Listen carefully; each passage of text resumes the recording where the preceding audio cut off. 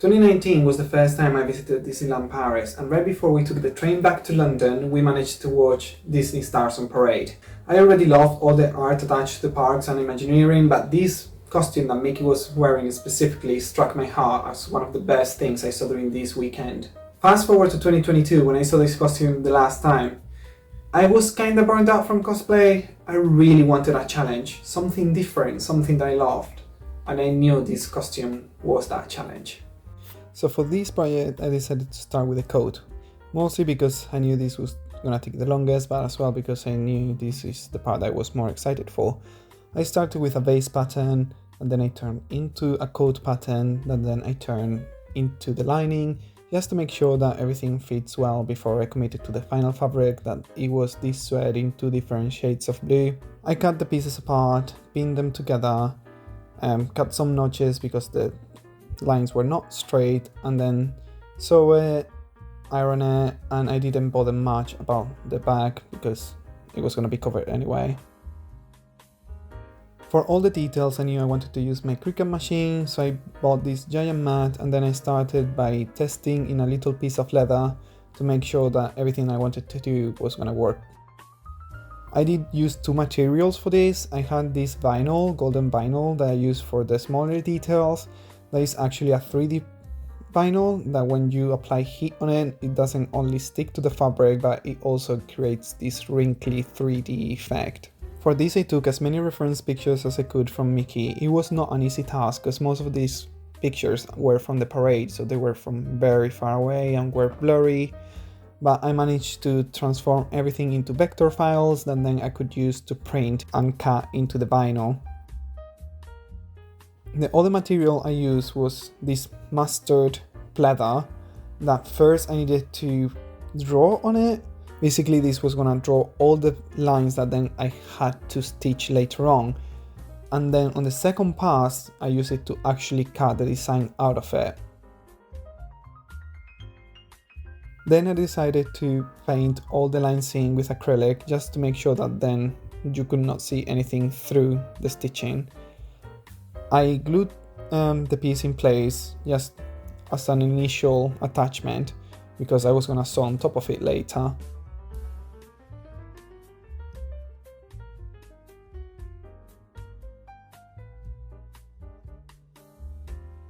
And also I got this golden sequin that I just used to cover all the joints between the 2 different shades of blue. And then the paint started. Hours upon hours, days upon days of me doing satin stitching in all the star and sun details on the bottom part of the coat. I'm not joking, this took weeks to do, but at the end of the day I think it was completely worth.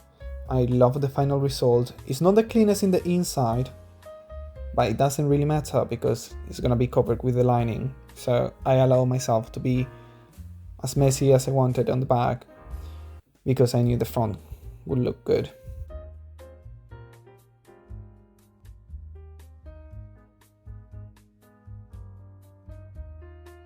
Then I wanted the shine.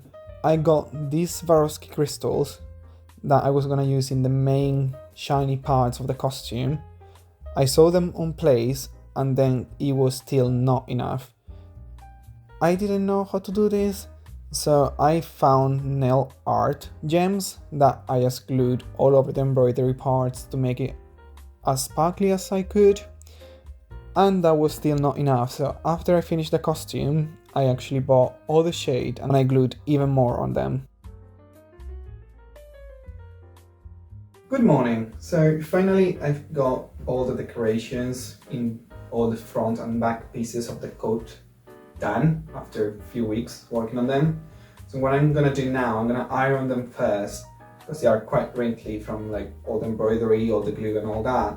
And then I can finally put them together to a state similar to the lining. So it's wearable.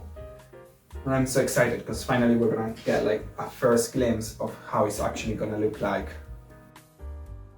At this point, I was so happy. The coat was coming to an end. It was almost done. It was easy peasy, same steps as putting the lining together. I got this. I knew how to do it. How wrong I was. This was just foreshadowing what was about to happen.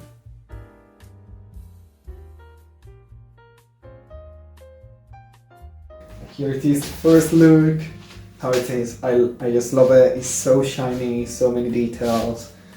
That's the back as well. And I think it's just perfect. It's right what I was looking for. So I'm so happy about it.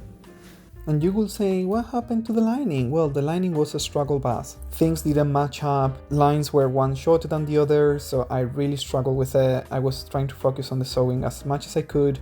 So the next thing you see me doing is the closures of the coat. I did manage to put everything together at the end, but it was a struggle. So instead of that, here you got me doing this very simple task that was putting together the closure and the back details on the coat once it was finished. In 1992, under the direction of Michael Eisner, Euro Disney, or how we know it now, Disneyland Paris, opened its gates. The French public was not very keen of the American company bringing their ideologies and culture and implementing them in the parks. Disney, aware of all this concern, took European culture and French folklore and implemented it into the Magic Kingdom South Park to make something completely new. For the pants, I used the same base pattern that I used for the shirt, and I cut it out of this burgundy canvas that, seriously, why was it this hard to find in this specific shade? I have no idea, but it was. I decided to add pockets as well because you always need pockets, and I started by serging all the fabrics just to make it easier later on for myself. This is what you call an insert pocket, by the way, and I start putting everything together by sewing the side seams. And this is because I needed to apply this vinyl before I close the inner seam. Same deal again, I took some reference pictures, I vectorized the design, and then I cut it in this flat metallic gold vinyl.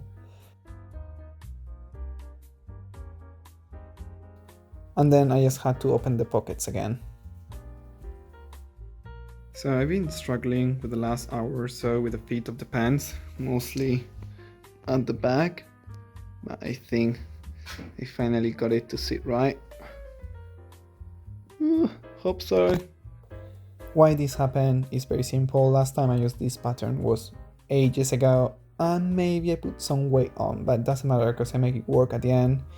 I added some belt hoops to the waistband, and then just closed the pants all together, added the hole for the button, and at the end I just decided they were a bit too long, so I cut them and hemmed them again. One of the main changes implemented to Disneyland Paris was to change the old, controversial and already outdated Tomorrowland into the new Discoveryland.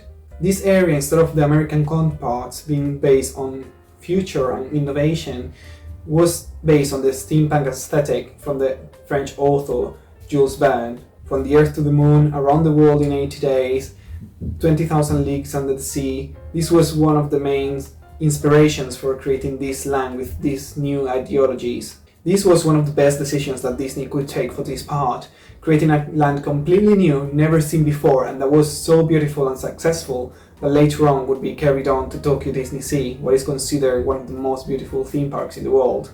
So basically, after a very long time, I already have everything I need for the shirt. I couldn't manage to get a quilted fabric that I liked. Quilt padding that is actually way thinner than it looks. I'm gonna use these old bed sheets for the lining because I don't want this rubbing against my skin. And then, this is the fabric that took me ages to get, but it's finally here and it's just beautiful. I got this liquid gold satin that has just that shimmery effect that is just beautiful. So this is how the quilting process is going so far. First I did the back piece as a test. We're not going to talk about that because it's not the cleanest result. I start by putting the silk and the padding together, just hem the edges together. Once I have that, I use many pins to put it together with one of the pieces of the lining. Then I created this invention for my sewing machine to kind of keep lines kind of all at the same distance and straight. It doesn't really work 100%, but this a piece complete that is like mostly clean, mostly even. Once all the pieces were quilted, I just put the shirt together and I finished it with this gold bias tape that I was very proud of how clean it was. And then I added the button to the pants and to the shirt. The shirt actually closes with Velcro, but that's something that no one has to know. It can keep a secret in between us. Then I jumped to make the collar. I used this white cotton and the thickest interfacing I could find to try make it stand up, but at the end it was not enough and I ended up using some wire as well to keep it in that very dramatic way. You can see how thick it was with how much I'm struggling to even turn it inside out.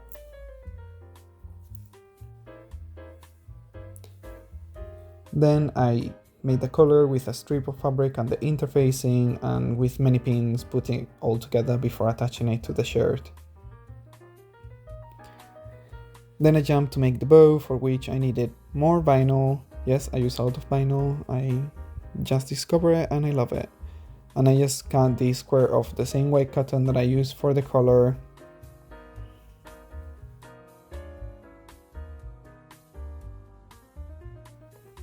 So I just sew it into a tube, turn it inside out and iron it.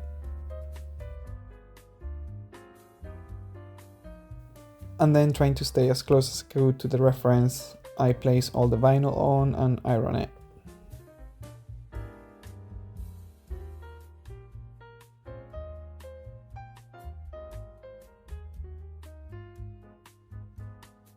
And before finishing it, I just put it onto the costume to make sure that it was looking how I wanted it to look, and I didn't do it all over again. So sorry for my shitty face and dirty mirror, but I finished the color.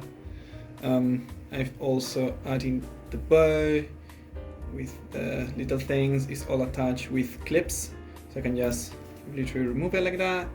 Now let's jump ahead again to 2017, the 25th anniversary of Disneyland Paris. And with this 25th anniversary celebration, Disney Stars on Parade debuted.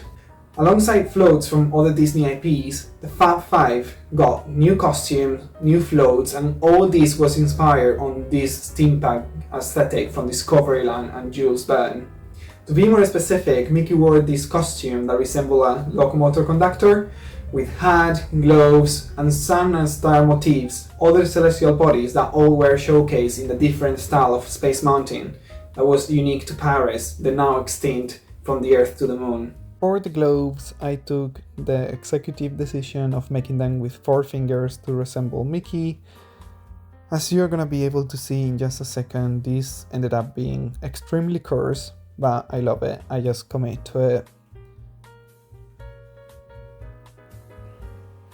Then I just put together this cone to make like the extension of the globe.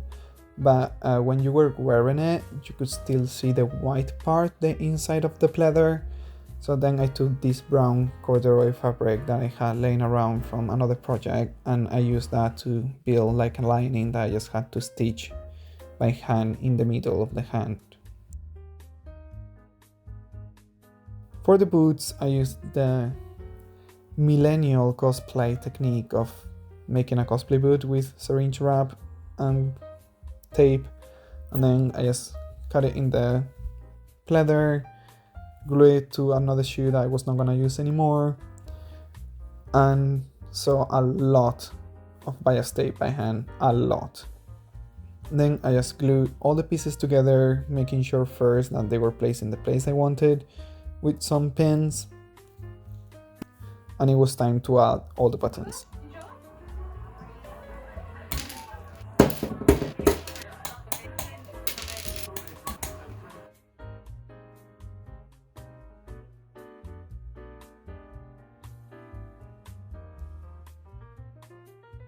I took Camui's magician hat pattern and turned it, modify it a little bit to fit the hat for Mickey.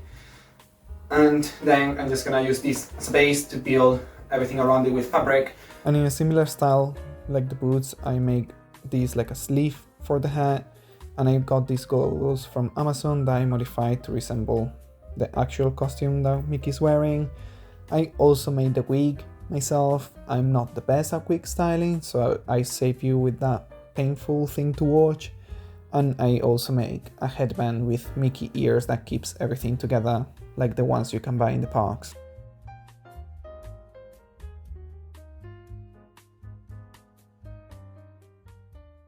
And with that finish, now it's time for the reveal. Et maintenant, mesdames et messieurs, et vous les enfants, Disney Stars on Parade!